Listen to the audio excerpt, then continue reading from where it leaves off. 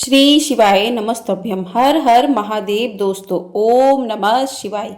आप सभी को सावन मास की हार्दिक शुभकामनाएं। आप सभी पर भगवान भोलेनाथ की कृपा सदा सर्वदा बनी रहे। आज की वीडियो में आप सुनेंगे सावन मास महात्म्य का अध्याय 17। पिछली वीडियो में आपने 1 से 16 तक के अध्याय सुने थे। यदि आपने नहीं सुने हैं तो आप लोग जाकर सुन सकते हैं। प्रिय श्रोताओं, आज सावन मास की कथा श्रृंखला का 70वां दिन है। आज है रविवार, जो सूर्य देवता भगवान शिव के प्रकाशमय तत्व और जीवनदायी ऊर्जा के प्रतीक के दिन के रूप में मनाया जाता है। इस शुभ दिन पर हम सभी श्रद्धापूर्वक नमन करते हैं भगवान शिव के भास्कर रूप को, जो समस्त लोगों को अपने ज्ञान और तप के तेज से प्रकाशित करते हैं। आज के अध्याय से पहले हम सभी मिलकर प्रार्थना करें कि हे भास्कर रूप शिव जी, हमारे भीतर तेज, आत्मबल और धर्म की ज्योति प्रज्वलित करें, जिससे हम अज्ञान, भय और आलस्य को दूर कर सकें। हे माँ पार्वती, हमारी चेतना में प्रेम, करुणा और स्थिरता का अमृत घोल दें। हे सूर्यदेव, हमें उत्तम आरोग्य, चिरायु और जीवन में संतुलन प्रदान करें। अगर कथा, व्रत या भक्ति में कोई चूक या त्रुटि हो गई हो तो हे प्रभु उसे क्षमा करें और अपने आशीर्वाद से कृतार्थ करें। अब तो प्रिय श्रोताओं, आज का अध्याय शुरू करते हैं। अध्याय शुरू करने से पहले भगवान भोलेनाथ के श्री चरणों का ध्यान करते हैं। हर हर महादेव। आज के अध्याय में महादेव देवी पार्वती को बताते हुए आगे कहते हैं कि देवी वहां से लोमशेश्वर का दर्शन करने के लिए जाएं। वह स्थान दुखांधकारणी से पूर्व भाग में 7 धनुष की दूरी पर है। महर्षि लोमेश ने उस लिंग की स्थापना की है। लोमशेश्वर के प्रसाद से ही लोमशी दीर्घायु हुए। जो भक्ति भाव से लोमेश्वर की पूजा करता है वह दीर्घायु और सुखी होता है। उसके शरीर में रोग और घाव नहीं होते। लोमशेश्वर के पश्चिम भाग में 5 धनुष के अंतर पर तड़विंदेश्वर लिंग प्रतिष्ठित है। मुनीश्वर ऋणबिंदु 1 मास पर कुश के अग्रभाग से एक बिंदु जल लेकर पीते और तपस्या करते थे। इस प्रकार अनेक वर्षों तक प्रवास क्षेत्र में मेरी आराधना करके वे परम सिद्धि को प्राप्त हो गए। वहां से परम उत्तम चित्रपथा नदी के समीप जाएं। वह ब्रह्मकुंड और चित्रादित्य के बीच में होकर बहती है। जिस समय यमदूत चित्र को शरीर सहित उठाकर ले गए, उस समय यह समाचार पाकर उनकी बहन नित्रा को बड़ा दुख हुआ। तब वह हित्रा नदी के रूप में परिणत होकर अपने भाई की खोज करने के लिए समुद्र में ही समा गई। ब्राह्मणों ने उनका नाम चित्रपथा रख दिया। जो मनुष्य चित्रपथा में स्नान कर चित्रादित्य का दर्शन करता है वह सूर्यदेव के परम धाम में जाता है। कलयुग में चित्रपथा नदी अंतर्ध्यान हो गई है। केवल वर्षा काल में ही उसका दर्शन होता है।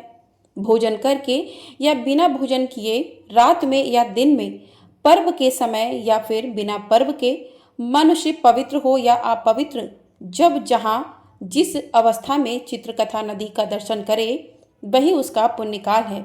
उसका दर्शन ही पुण्य पर्व है। कोई समय विशेष उसकी महानता का कारण नहीं होता। स्वर्गवासी पितर उस नदी का दर्शन करके हर्ष से गाने और हंसने लगते हैं कि हमारे वंश का कोई यहाँ आकर श्राद्ध करेगा और हमें एक कल्प तक के लिए तृप्त कर देगा। ऐसा जानकर सभी पापों के नाश और पितरों की तृप्ति के लिए वहाँ स्नान और श्राद्ध करना चाहिए। महादेव जी कहते हैं, देवी ब्रह्म कुंड के उत्तर भाग में रूप कुंड है। वहाँ स्नान करके मनुष्य चोरी के पाप से मुक्त हो जाता है। उसमें स्नान करने के प्रभाव से उसके वंश में 7 जन्मों तक कोई चोर और क्रूर नहीं होता। जो शस्त्र से मारे गए हों अथवा पापी रहे हों, ऐसे पूर्वजों की मुक्ति के लिए वहाँ शिवरात्रि को विशेष रूप से पिंडदान आदि कार्य करने चाहिए। वही उत्तम रत्नेश्वर लिंग है, जिसकी स्थापना साक्षात भगवान विष्णु ने की है। जो रत्न कुंड में स्नान करके रत्नेश्वर की पूजा करता है वह 7 जन्मों तक लक्ष्मीवान, बुद्धिमान तथा गाय, बैल आदि पशुओं से संपन्न होता है। जो श्रवण नक्षत्र और द्वादशी के योग में विधिवत उपवास करके भक्ति पूर्वक उनकी पूजा करता है वह मनोवांछित फल को पाता है। देवी, वह स्थान मुझे विशेष प्रिय है। मैं वहाँ सदा निवास करता हूँ और प्रलय काल में भी उसका त्याग नहीं करता। वह सुदर्शन नामक वैष्णव क्षेत्र भी कहा गया है। उसका विस्तार सब ओर 36 धनुष तक है। इस सीमा के भीतर जो कोई भी अधम प्राणी कालवश मृत्यु को प्राप्त हो जाते हैं, उन्हें भी परम पद की प्राप्ति होती है। जो लोग वहां भगवान विष्णु की प्रसन्नता के लिए सोने का गरुड़ और पीताम्बर दान करते हैं, उन्हें यात्रा का उत्तम फल प्राप्त होता है। रत्नेश्वर से उत्तर में 3 धनुष दूर विनीतानंदन गरुड़ के द्वारा स्थापित बैनतेश्वर लिंग है। जो मनुष्य पंचमी के दिन भक्ति पूर्वक गरुड़ेश्वर की पूजा करता है, उसे 7 जन्मों तक सर्प जनित विष का भय नहीं होता। जो बैनतेश्वर को पंचामृत से स्नान कराकर विधि पूर्वक उनका पूजन करता है, वह स्वर्गलोक में आनंद भोगता है। महादेव जी कहते हैं, हे देवी, इसके बाद सावित्री से नैऋत्य कोण में स्थित आश्वरूढ़राज भट्टारक रेवंतक का दर्शन करने के लिए जाएं। उनके दर्शन से मनुष्य सभी विपत्तियों से छूट जाता है। जो रविवार युक्त सप्तमी तिथि में उनकी पूजा करता है, उसके वंश में कोई भी मनुष्य दरिद्र नहीं होता। इसलिए यत्नपूर्वक उन्हीं की पूजा करें। महादेव जी कहते हैं कि पार्वती मध्य देश में अशुपति नाम से प्रसिद्ध एक धर्मात्मा राजा थे, जो सब प्राणियों के हित में तत्पर, क्षमावान, सत्यवादी और जितेंद्रिय थे, किंतु उनके कोई संतान नहीं थी। एक समय राजा अशुपति ने प्रवास क्षेत्र की यात्रा की। यहाँ के तीर्थों में घूमते हुए वे सावित्री स्थल पर आए। वहां उन्होंने सावित्री व्रत का अनुष्ठान किया। इससे उनके ऊपर ब्रह्मा जी की प्रिय पत्नी भूर्भुव स्वहा स्वरूपा सावित्री देवी प्रसन्न हुई और मूर्तिमती होकर उनके नेत्रों के सामने प्रकट हो गई। उनके हाथ में कमंडल शोभा पा रहा था और मुख तथा नेत्र प्रसन्नता से खिले हुए थे। सावित्री बोली, राजन, वर मांगो। राजा ने कहा, देवी, मुझे संतान चाहिए। तब सावित्री बोली, राजन, तुम्हें एक पुत्री की प्राप्ति होगी। ऐसा कहकर सावित्री देवी अंतर्ध्य हो गईं। फिर कुछ समय के बाद राजा अशुपति के यहाँ एक दिव्य रूप धारणी कन्या उत्पन्न हुई। सावित्री की पूजा से सावित्री ने ही प्रसन्न होकर वह कन्या दी थी, इसलिए ब्राह्मणों ने उसका नाम भी सावित्री रख दिया। वह राजकन्या मूर्तिमती लक्ष्मी की तरह बढ़ने लगी। उसे देखकर लोग यही कहते थे कि यह कोई देव कन्या ही पृथ्वी पर उतर आई है। एक दिन उस देव पीढ़ी कन्या को देखकर मंत्रियों से परामर्श करके राजा ने कहा, बेटी, तुम्हारे विवाह का समय आ पहुंचा है, किंतु अब तक तुम्हारा किसी ने वर्ण ही नहीं किया। मैं जब विचार करके देखता हूँ, तब यहाँ तुम्हारे योग्य कोई वर्ण ही नहीं दिखता। इसलिए देवता आदि के द्वारा मैं निंदनीय ना हूँ, ऐसा कोई प्रयास करना आवश्यक है। मैंने धर्मशास्त्रों में यह बात सुनी है कि जो कन्या पिता के घर में विवाह संस्कार के पहले से ही अपने को रजस्वला देखती है, उसके पिता को ब्रह्म हत्या का पाप लगता है। इसलिए मैं तुम्हें बूढ़े मंत्रियों के साथ तीर्थ यात्रा के लिए भेजता हूँ। तुम स्वयं अपने पति का वरण करो। जो आज्ञा कहकर सावित्री ने पिता की बात मान ली और यात्रा के लिए निकल पड़ी। वह राजर्षियों के सुंदर तपोवनों में गई, वृद्ध महर्षियों के चरणों में मस्तक झुकाया और समस्त आश्रमों और तीर्थों में घूम फिर कर फिर से घर पर लौट आई। वहां उसने अपने सामने आसन पर विराजमान देवर्षि नारद को देखा और प्रणाम करके पिता से कहा, शास देश में एक धर्मात्मा क्षत्रिय राज्य करते थे। उनका नाम दमत सेन है। वे देववश अंधे हो गए। उनका सामंत रुक्मणी पहले से ही उनसे वैर रखता था। उसने यह अवसर देखकर राजा का राज्य छीन लिया। राजा दमत सेन अपनी पत्नी के साथ वन में चले गए। उनकी पत्नी की गोद में एक छोटा सा बालक भी था। राजा का वह पुत्र वन में ही बड़ा हुआ है। वह परम धर्मात्मा है। उसका नाम सत्यवान है। सत्यवान ही मेरे मन के अनुरूप पति है। मैं उन्हीं को प्राप्त करना चाहती हूँ। नारद जी ने कहा, राजन, सावित्री अभी बच्ची है, तभी इसने गुणवान सत्यवान का वर्ण किया है। उसके पिता सत्य बोलते हैं, उसकी माता भी सत्य बोलती हैं और वह भी स्वयं सत्य बोलता है। इसलिए मुनियों ने उस राजकुमार का नाम सत्यवान रखा है। सत्यवान को अश्व बड़े प्रिय हैं। वह मिट्टी के अश्व अर्थात घोड़े बनाया करता है और अश्व के ही चित्र भी बनाता है। इसलिए उसका दूसरा नाम नामित्राश्व है, किंतु उसे स्वीकार करके सावित्री ने बहुत भारी कष्ट मोह ले लिया है। दमत सेन का वह पुत्र शिक्षादान और गुणों में देवताओं के समान है। उसी नरराज शिवी के समान सत्यवादी और ब्राह्मण भक्त है। यह याति के समान उदार, चंद्रमा के समान सुंदर, अश्वनी कुमारों के समान रूपवान और अतिशय बलवान भी है, किंतु उसमें एक दोष है। आज से 1 वर्ष पूरा होने पर उसकी आयु समाप्त हो जाएगी और वह अपना शरीर त्याग देगा। नारद जी की यह बात सुनकर राजा ने अपनी पुत्री से कहा, बेटी सावित्री, जाओ और किसी दूसरे श्रेष्ठ पति का वरण करो। यह सत्यवान तो 1 ही वर्ष में शरीर त्याग देगा। तब सावित्री बोली, पिताजी, राजा लोग एक बार ही कोई बात कहते हैं, विद्वान पुरुष भी एक ही बोली बोलते हैं और कन्याओं का दान भी केवल एक ही बार किया जाता है। यह तीनों बातें एक एक बार ही होती हैं।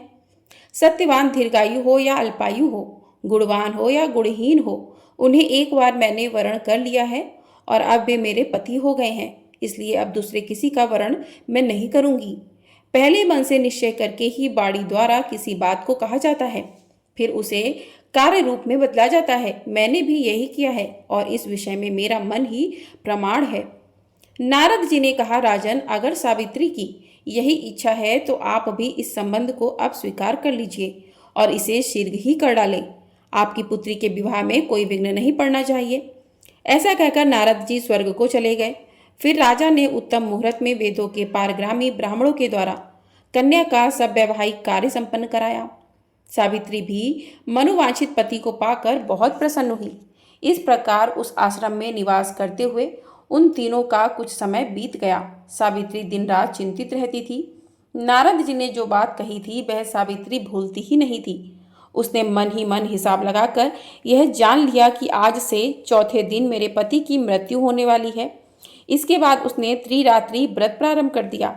उसे पूर्ण करके सावित्री ने स्नान किया और देवता पितरों का तर्पण करके उसने सास ससुर के चरणों में प्रणाम किया। इसके बाद सत्यवान हाथ में फरसा लेकर वन को चल दिए। सावित्री भी उनके पीछे पीछे चली गई। सत्यवान ने जल्दी ही फल फूल समिधा और कुशा एकत्र करके सूखी लकड़ियों का एक बोझ भी बांध लिया। इसके बाद वे बरगद की शाखा का सहारा लेकर बोले, प्रिय, मेरे सिर में बहुत तेज दर्द हो रहा है। मैं थोड़ी देर के लिए तुम्हारी गोद में सिर रखकर सोना चाहता हूँ। सावित्री बोली, महाभाऊ, आइए विश्राम कीजिए, थोड़ी देर बाद हम लोग आश्रम में चलेंगे। इसके बाद सावित्री की गोद में सिर रखकर सत्यवान जैसे ही पृथ्वी पर सोए, तुरंत ही सावित्री ने एक पुरुष को देखा जो काले और पीले रंग के दिखाई देते थे। मस्तक पर किरीट और अंगों में पीतांबर धारण किए हुए थे। वे साक्षात सूर्य की तरह शोभा पा रहे थे।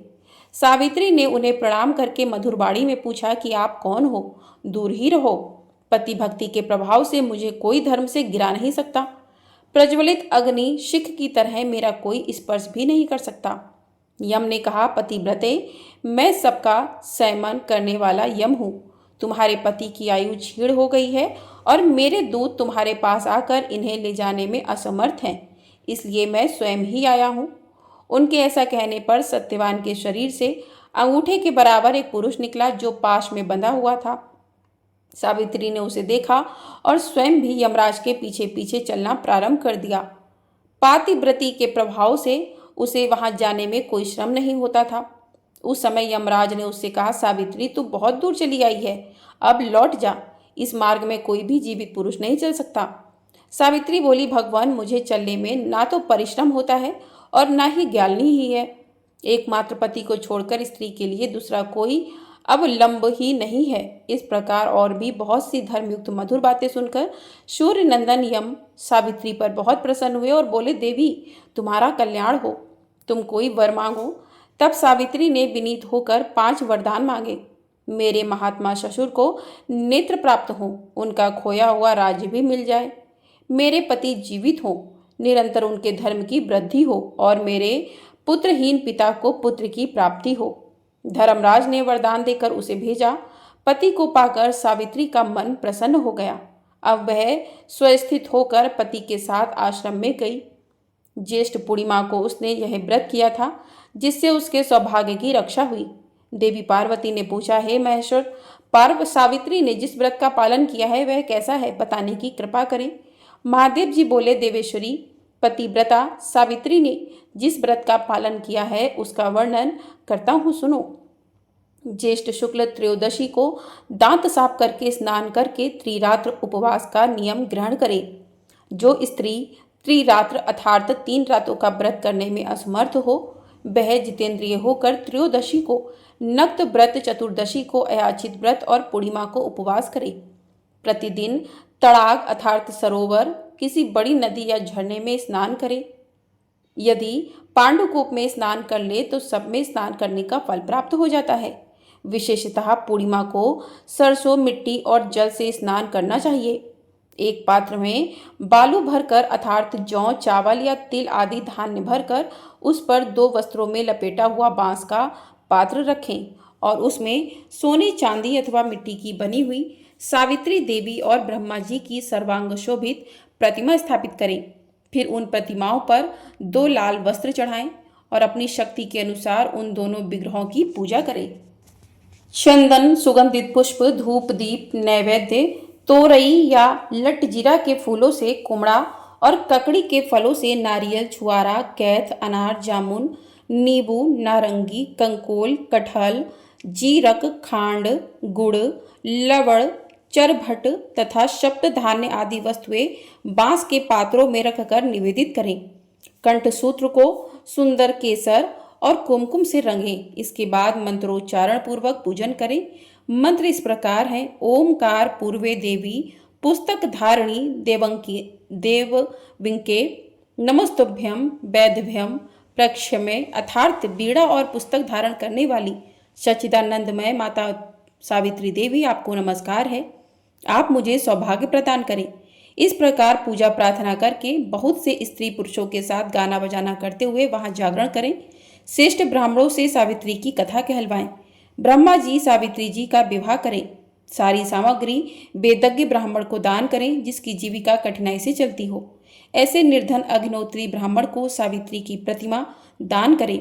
उस रात में ब्राह्मण दंपतियों को निमंत्रित करके प्रातःकाल बट वृक्ष के नीचे सावित्री के सम्मुख भोजन कराएं। वहां एक एक ब्राह्मण को भोजन कराना कोटि कोटि ब्राह्मणों को भोजन कराने के समान पुण्यदायक कहा गया है।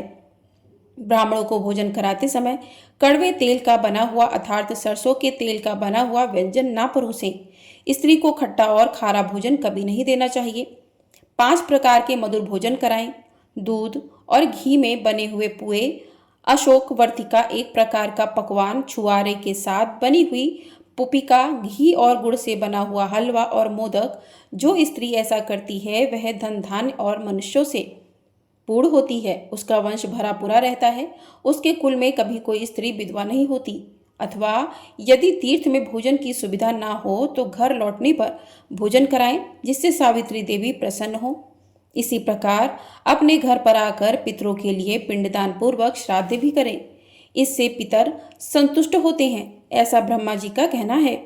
अपने घर में श्राद्ध दान करने से तीर्थ की अपेक्षा भी 8 गुना पुण्य होता है, क्योंकि वहां पर नीच पुरुषों की दृष्टि नहीं पड़ती। पितरों का श्राद्ध एकांत और गुप्त होना चाहिए।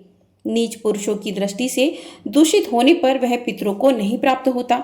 इसलिए प्रयत्न पूर्वक श्राद्ध को गुप्त रख कर ही करें, वही पितरों के लिए तृप्तिदायक होता है।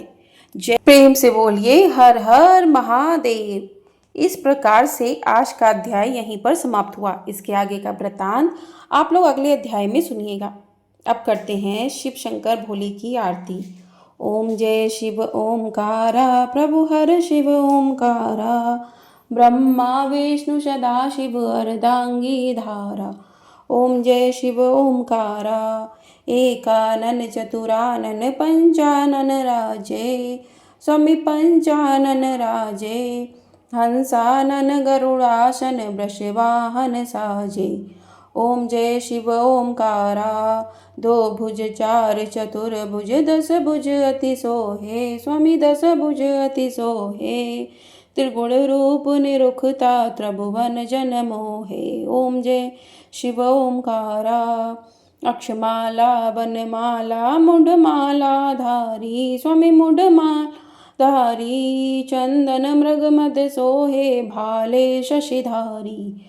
ओम जय शिव ओमकारा, श्वेतांबर पीतांबर बागंबर अंगे, स्वामी बागंबर अंगे, सनकादिक भूतादिक ब्रह्मादिक संगे। ओम जय शिव ओमकारा, करके मध्य कमंडलु चक्र त्रिशूल धरिता, स्वामी चक्र त्रिशूल धरता, दुख हरता सुख हरता, जग पालन करता। ओम जय शिव ओमकारा, ब्रह्मा विष्णु सदा शिव जानत अविवेका, प्रणवाक्षर के मध्य ये तीनों एका। ओम जय शिव ओमकारा, काशी में विश्वनाथ विराजत नंदनी ब्रह्मचारी, नितुट भोग लगावत महिमा अति भारी। ओम जय शिव ओमकारा, त्रिगुण शिव जी की आरती जो कोई नर गाता, स्वामी प्रेम सहित गाता। कहत शिवानंद स्वामी सुख संपत्ति पाता। ओम जय शिव ओमकारा, ओम जय शिव ओमकारा, प्रभु हर शिव ओमकारा, ब्रह्मा विष्णु सदा शिव अर्धांगी धारा। ओम जय शिव ओमकारा, हर हर महादेव। ओम नमः शिवाय। तो इस प्रकार से आज की कथा और आरती यहीं पर समाप्त हुई। इसके आगे की कथाएं आप लोग कल की वीडियो में सुनिएगा। और आप सभी को हरियाली तीज की हार्दिक शुभकामनाएं। आज हरियाली तीज की कथा भी आपको हमारे चैनल पर मिल जाएगी, तो आप लोग वहां से जाकर सुन सकते हैं। और वीडियो पसंद आई हो तो कमेंट बॉक्स में हर हर महादेव भी अवश्य लिखिएगा। हर हर महादेव। ओम नमः शिवाय।